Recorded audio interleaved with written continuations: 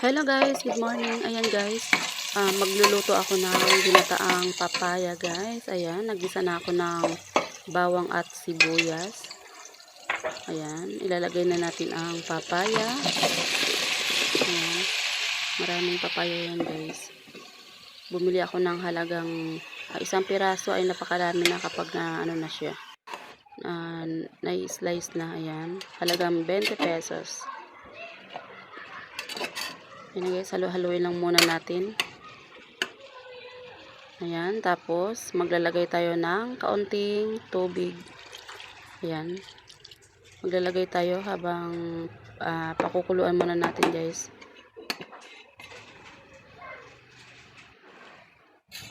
Ayan na guys, kumukulo na siya.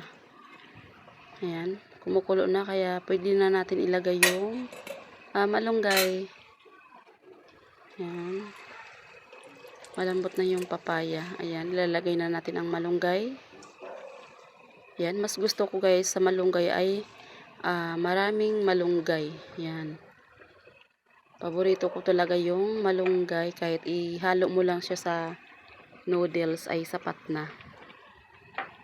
Ayan, naglalagay na tayo ng paminta. Ayan, nalaglag pa pala yan dyan guys. Yung pinaglagyan ko ng paminta. Ayan, maglalagay na rin tayo ng asin. Tapos, isunod na natin yung gata. Ayan, yung gata pala guys na ginamit ko ay yung Coco Mama. Ayan na guys, halu-haluin na muna natin. Ayan, simpleng luto lang guys, simpleng ulam, simpleng ginataang gulay ay napakasarap na. Ayan, tapos ilalagay na natin yung isda. Ayan, pritong isda. Isdang tulingan yan guys. Ayan, hiniwa-hiwa ko na lang. Maglalagay tayo ng 3 piraso lang.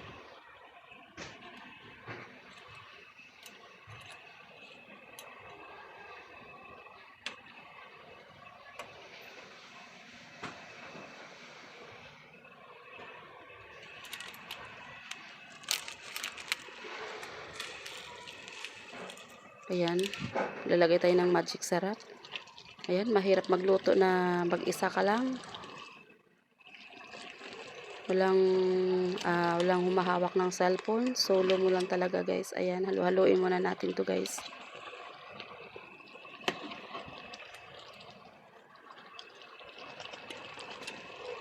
Hirap nang walang tagahawak ng cellphone. Ayan guys. Antayin muna natin. Ayan na guys, kumukulo na siya. Ayan, luto na yan siya guys. Ayan, simpleng ulam ay napakasarap. Ayan guys. Ayan, luto na ang aking ginataang gulay guys. Ayan, kapag may ginataang gulay ay mayroong partner na pritong isda. Ayan guys, thank you for watching.